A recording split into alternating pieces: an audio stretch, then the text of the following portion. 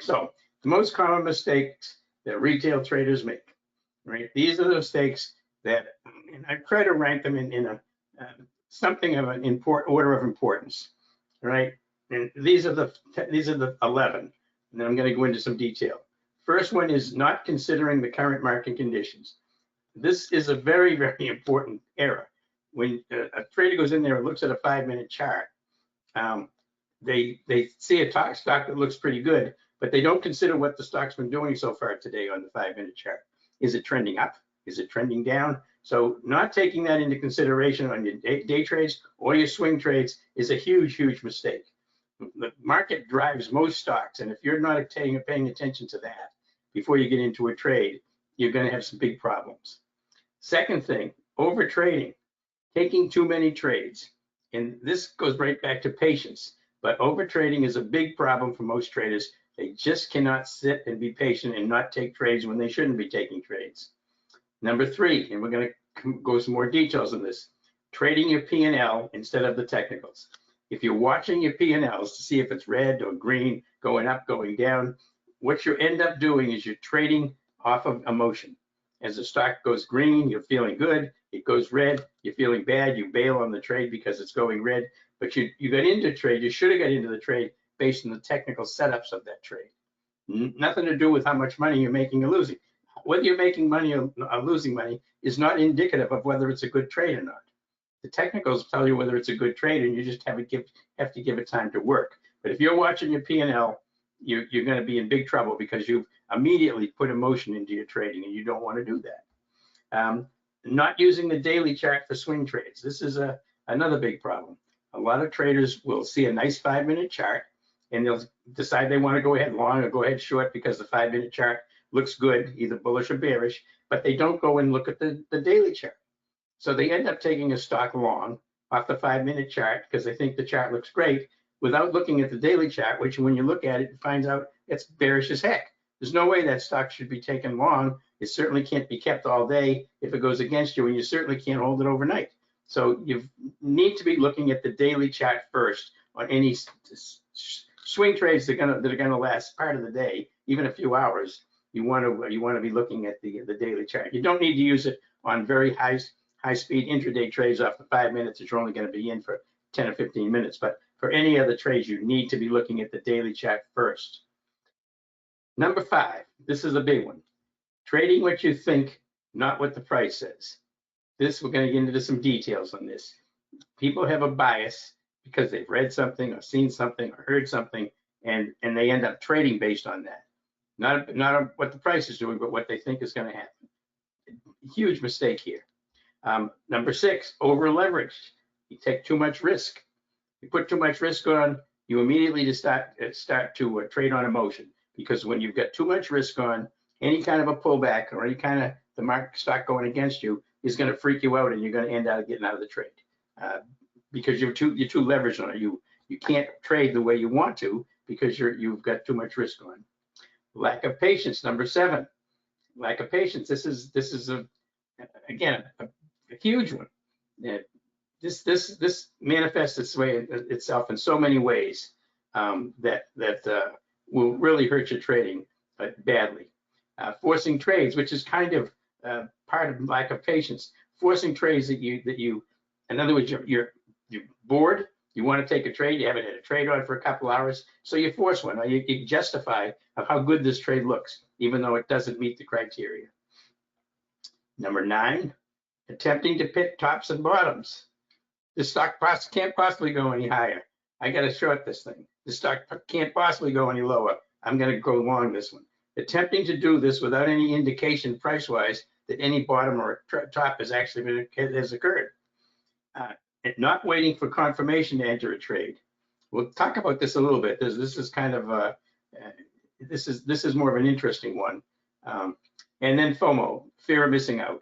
And again, this happens most of the time early in the day when the market gaps up, and some stock is Netflix is ripping up green candle after green candle. The traders are looking at the thing and they feel like I'm losing a big opportunity to make a lot of money here, and so that's fear of missing out. And what do? They jump into the trade, and lo and behold, most of the time the trade they get in right near the top, it reverses and goes against them. And it may be a good trade by later in the day, but you want to wait for it to come back to support and then take it on the way back up again. So that's FOMO, and that's again, it's basically just greed taking over. And again, FOMO is emotion. Anything that when you're fearing something, fear of missing out, it's emotion. So we don't want to be trading on emotion. So those are the 11, and I'm going to go into some detail on each one of them here. All right, for first thing, all right, not considering the current market conditions. Right, so let's think about this. You want to take a look at the market, both the daily chart, but especially the 5-minute chart when you're intraday trading. Do you have a bullish or bearish trend? Is it choppy and trendless? Are you getting a pop and drop or a drop and pop? Is the stock just the market gapping up and then pulling back, gapping down and then moving up? And is it then you want to know, is it above the previous day's high or below the previous day's low? If it's in the previous day's range, if it hasn't broken above the previous day's high or below the previous day's low, those are called the inside days. So you're not getting an awful lot of movement in the market. It typically end up being choppy and trendless. So that's what you need to identify. All right. So why is this important? Well, because the conditions of the market make this determination. A, if you should be taking trades at all. If we're in what's called a low probability trading environment, an intra candle that's trading inside of the previous day, it's just chopping around, going up above the VWAP and down below the VWAP. You basically shouldn't be taking trades. I mean, there's going to be some standout stocks that you may be able to take, but you should generally the number of trades you take should be very, very limited, and the size should be very, very small. The size and the risk of the trades to be taken depends on the market. Bullish and bearish trending days, you can take larger size and you can stay in the trades for longer. You see, you can take some more risk because you're trading in the trend. You've got an opportunity for that to keep on going and giving you some bigger profits. When it's choppy, your profits are going to be minimized. Again, what the market's doing is going to tell you how long to stay in a trade, to take small or large profit targets. Choppy day, you got to take small profits. You can't be staying in there hoping that it's just going to keep on running when the market's choppy. Right? So on a trending day, you can go for larger profit targets. So a trending day, you can take more trades, larger trades, and stay in them longer. A choppy day, many fewer trades, much smaller risk, smaller profits. And how soon to exit for a loss? Well, if you've got a choppy day and your stock goes against you and you have a loss, you might as well just get out right then. Why wait for the rest of the day when there is no indication that we've got any kind of a trend to trade off of? Right. So this is the number one thing, and not considering what the current market conditions are is going to really hurt your trading if you don't take that into consideration. In the room, we do what's called SPY super system trades, which is trading the SPYs, the Qs, the IWM on a 5-minute chart. And one of the things I mention all the time in the room is if we'll see a setup that meets the criteria, but what is the market doing? Is this setup that's meeting the criteria? Is the market trending up, trending down, or is it choppy? Because that's going to make a big difference as to whether we take the trade and how big a size we take in the trade. And again, a lot of times we won't skip the trades if it's in a choppy, trendless day. All right, so that's number one. Number two, over trading. This is just such a huge killer of most retail traders' money. They can get a couple of really good trades and they're up money, and they're making money by 11 o'clock. And then at 1 o'clock in the afternoon, they haven't taken any more trades, and they're sitting there and they're antsy. They're bored. So they start looking for trades to take and they start justifying it. They'll trade out of boredom. They'll start jumping into trades they see on social media. Somebody will post a trade. Oh, Netflix flying. This thing's going to go up 20% today. They'll see that in some social media post. They'll be moving from one trade to another quickly due to impatience. My stock's not moving as fast. Somebody posted a nice trade. I see. I'm going to get out of mine and get into that one. And trying to make up for recent losses or revenge trading. This is what creates a lot of over trading. I'm sure there's other reasons, but these are the ones that just jump out at me. And this is probably the biggest one here, trading out of boredom, and also what you see on social media. But this is going to fall into another category as well here. All right, number three, trading your P&L instead of your technicals. I don't know how many times I've talked about this. When people are trading, you should be getting into a trade based on your technical setup. right? Whether you've got a stock breaking out of compression, breaking down out of compression, or whether you get a Heikenhacht reversal candle or a bull flag, and it looks good, and they get into the trade based on technicals. You should only be getting out based on technicals. But if you're watching your P&L, you're going to get out based on what your P&L is telling you. So if you're in a trade and you're watching the P&L and you're up $300, and the stock pulls down, now you're up $100, and it pulls down again, and now you're down $50, and now it comes back and you're up $50. Now you've got the sense of relief because you went from losing 50 to making 50, so you bail on the trade. So you bailed because your P&L told you up when you were just down. You're not bailing on anything to do with what the technical setups were. The trade is probably still a very good technical setup. You probably should be considering adding to the trade when that happens. But since you're watching your P&L, you get out of the trade. And this is a huge problem for most retail traders because they're so concerned about the money they've got in the trade that they end up watching that P&L and then they start making trades based on that. This leads to emotional trading. You know, oh my God, I'm losing money. I see this all the time. You might have a beautiful setup, but I'm losing money now. I can't take this. You've either got too much risk on or you're just watching your P&L. It leads to ignoring the technical setup that you used to enter. So now all of a sudden, the reason that you could be a successful trader, a retail trader, is because you trade your technical setups and you stay in trades based on those. But once you let your P&L take over, you're going to start ignoring the technical setups, and it leads to exiting a trade out of fear and undermines your confidence. All right, because you start to see this happen again and you repeat it over and over again. This is just an absolute horror show for traders, and it's really hard to do. I understand. You know, one of the best pieces of advice I ever got when I started trading about 18 years ago was, as a trader, when I'm looking at the chart, treat it like a video game. Just pretend you're trading against a bunch of other retail traders, and it's a video game with a bunch of colored candles going up and down that you need to be able to understand and read better than they do. All right, not how much money you're making, how much you're losing, but it's a competition of a game against other retail traders. And that helped me a lot because I don't even look at my P&L. I don't even look at it till the end of the day. I mean, if I'm in a trade, I have a pretty good idea where I am. If a stock's moving up and it starts to lose momentum, I'll go ahead and take profits on it. But it's not because I'm looking at my P&L. And if it goes against me, I'm certainly not getting out based on my P&L. I'm getting out only if the stock breaks through support on a bullish side or breaks above resistance on a bearish side. Okay, so that's trading your P&L, another very important one. Here's a guy that just traded his P&L today and saw the stock turn around to go up about 30% after he bailed on the thing. And this is what trading your P&L leads to you feeling. And you can see what we're talking about here. That's emotion. You know, this trading shouldn't be like a ride at Six Flags. You know, it's not on a roller coaster. Trading is a business. It should be as non-emotional as possible. Obviously, it's impossible to have no emotions in a trade, but you want to be as unemotional as possible, because as soon as emotions take over, that's what you're trading. You're not trading anything to do with the actual setups, and that's what you feel like when you've bailed on a trade that went way up on you if you had just stayed in it. All right, number 4, not using the daily chart for swing trades. All right, so this is anytime I take a trade, except for the SPY Super System trades where I'm trading on 5-minute candlesticks and I'm only going to be in the trade for a very short period of time.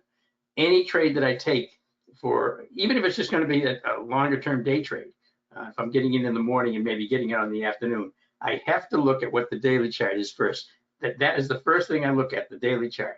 If I'm going to trade Tesla, if I happen to like it long, I'm going to look at the daily chart to see if it's a bullish setup. If it's not a bullish setup, I'm not going to take it long. For the day, I'm not going to take it long for swing, because if you don't look at the daily chart and you get in on a trade because the 5-minute chart looks good, and you get into the trade, and then it starts to go against you, you've got no staying power whatsoever. You've got no ability to stay in the trade overnight if the daily chart is aligned opposite to your trade direction. So please look at the daily chart first on any trades that you're going to take. All right, really important. Number 5, trading what you think, not what the price is. I could talk an hour about this because I hear this kind of stuff all the time. Why I ask traders, why did you take that trade? Well, I thought, If it's always I thought or I think or I heard. All of those words should not be in any reason for you to be taking a trade. This is an insidious problem that creates a trading bias mentality, causing the trader to take trades based on what he thinks should be happening or what he thinks should happen, and convincing the trader to stay in the trade as it goes against him, regardless of the price action technicals showing the opposite, because he believes he's going to be right based on his invalid bias, the bias that he got based on something that he's read. Again, this can be created by listening to market prediction gurus, cable talking heads, reading on social media, expert posts, news and rumors. You know, we are going into a recession. I need to get short. We must be at the top or bottom. Time to get in. This is the kind of thing I hear all the time from retail traders. And when this is what you're trading off of, you're not trading off of a solid methodology. You're trading off of what you think, and what you think has been influenced by what you read or what you hear. Please don't pay any attention to it. You know, all I've got on during the day is a news feed where I get actual news relative to individual stocks and unusual option activity, things that actually have an impact on the market. I'm not listening to the talking heads on Bloomberg or CNBC or anywhere else that are out there telling you that you should buy IBM or should sell Microsoft. I'm not listening to any of those people. Trust me, they don't know any more about what the market's going to do than you do. The only thing that tells us what the market's going to do is our information that we have based on the SPY super system as far as institutions and price action.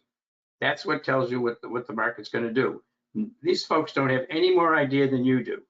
And I'm sure you've heard this before. You know, they go out there, they tout a stock. They have 5 stocks they talk about. One of them hits, and they're bragging about it all the next week. Meanwhile, if you took the other 4, you're losing your shirt. So please don't listen to these folks, and please don't trade what you think.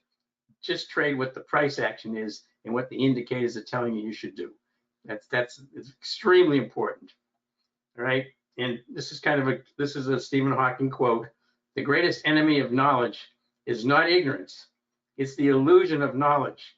And that is what you've got when you're doing this. You've got the illusion of knowledge, and you think you know something that you don't really know. And so you're trading that, and it's going to kill your money. All right. So again, the greatest enemy of knowledge is not ignorance. It's the illusion of knowledge. Okay. Over leverage. This is another one. Too much risk on. Right. This happens sometimes when you have a couple of trades that you lose and you end up putting on a bigger size on the next trade. You've got too much risk. It's going to cause you to trade out of fear. Another case of emotional trading. You're not going to be able to stay in the trade based on the technicals and price action because you've got too much risk on.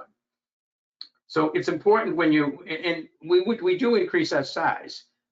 If the market is trending, we can take larger size. But I will tell you, if you're used to trading, let's say you're used to trading 10 contracts on options, or 5 contracts, or whatever you're used to trading. Maybe you're used to trading $1,000 a trade, and you want to jump up.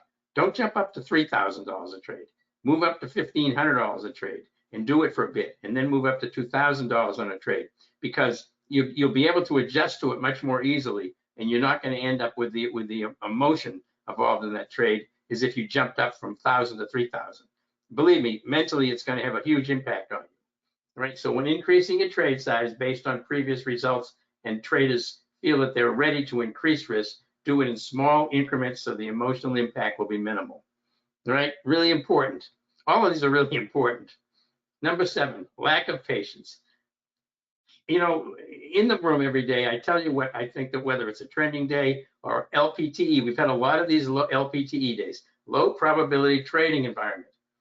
For God's sakes, don't be taking a lot of trades on a low probability trading environment. You're putting your money at risk without high probability trades. They're going to be very, very low probability trades. You still may be able to make some money on them, but certainly take much smaller risk and take much fewer trades.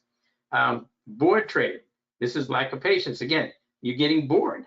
You know, you want to have a trade on. Because I'm a trader, I'm going to have a trade on. Is again, our objective is not to make trades. Our objective is to make money. Not waiting for the high probability trade setups, not waiting for setups to confirm.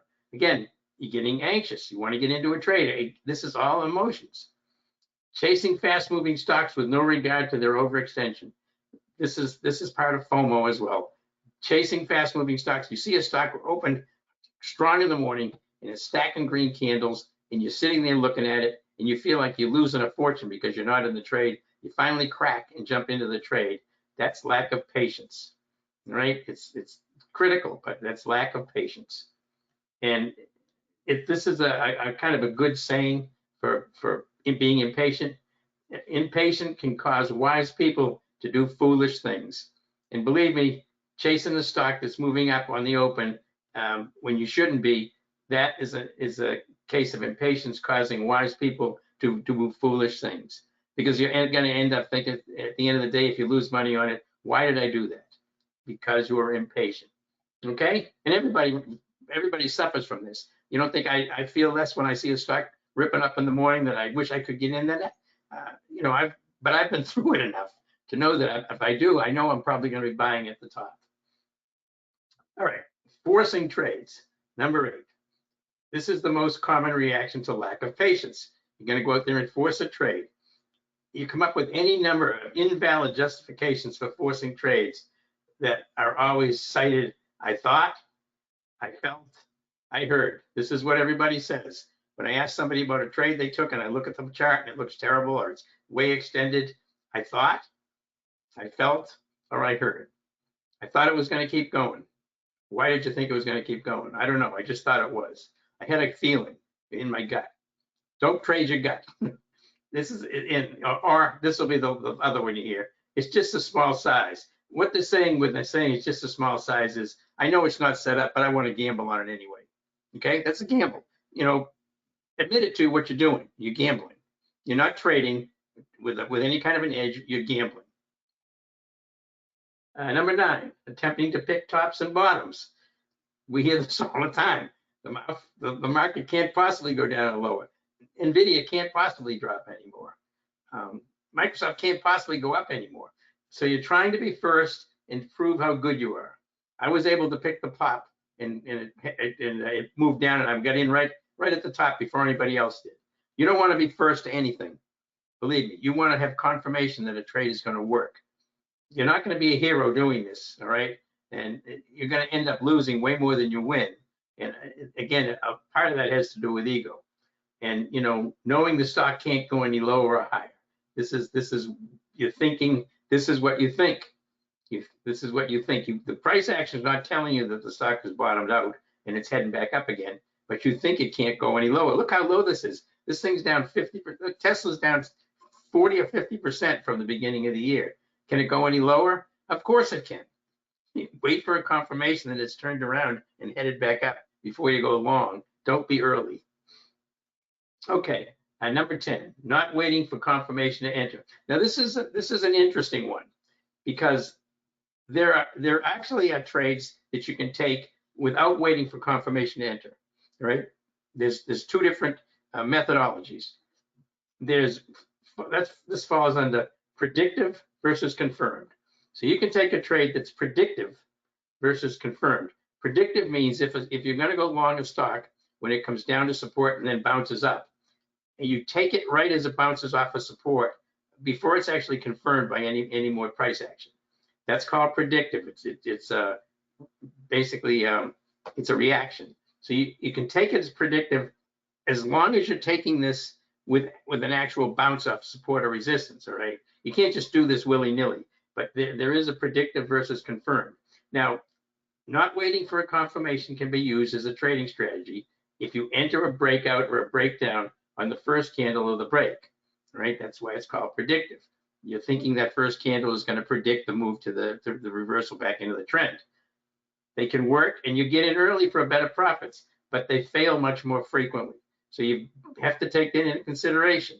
You're taking into consideration that if you take a trade like that it's going to fail more frequently, but when the ones that do work, you'll make more money than somebody who is waiting for the confirmation because the confirmation is going to take another candle, right?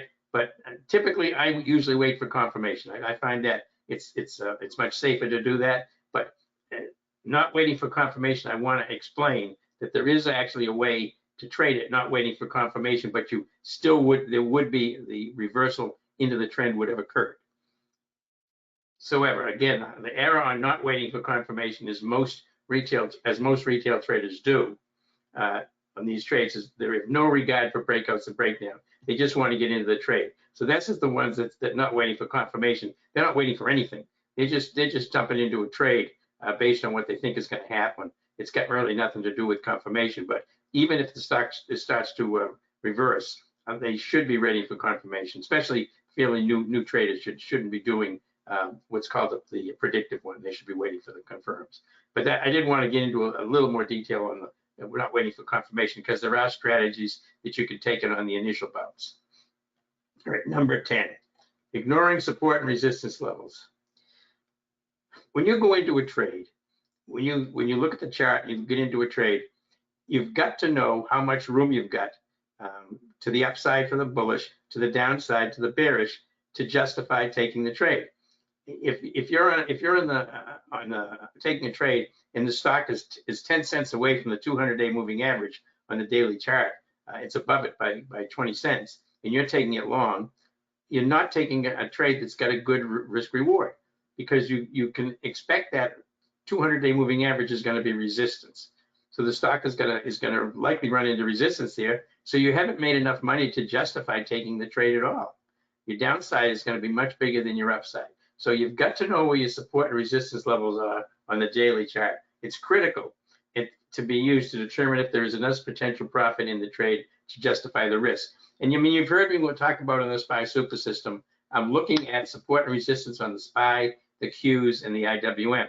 So I can, if I decide I want to take a SPY super system trade, I'm going to take the one that's the strongest for the long or the weakest for a short, as long as it's got enough room to the next support or resistance level. If it doesn't, then I'm going to move to one of the other indexes to trade it. It does have enough room to support a resistance level.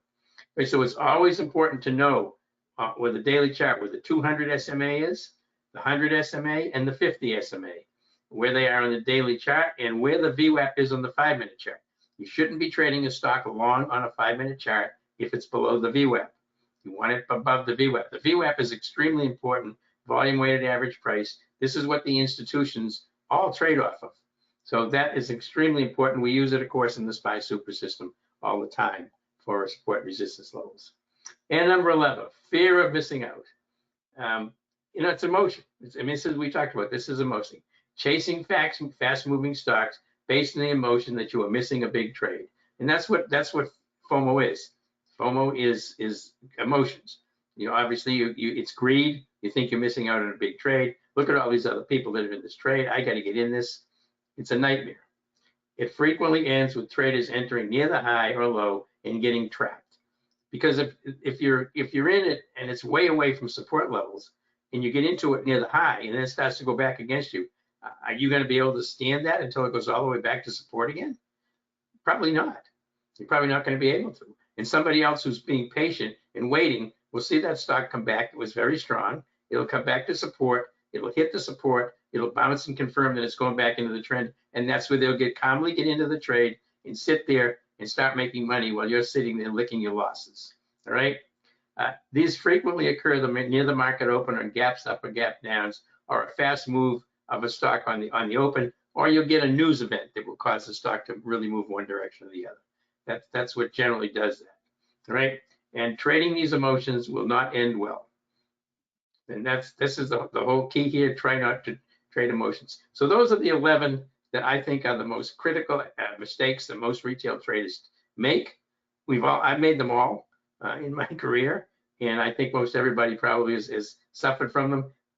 I can't change anything. All I can do is point them out to you. I can't take emotion out of your trading, but I can point out methodologies that we use that eliminates emotion by sticking to criteria.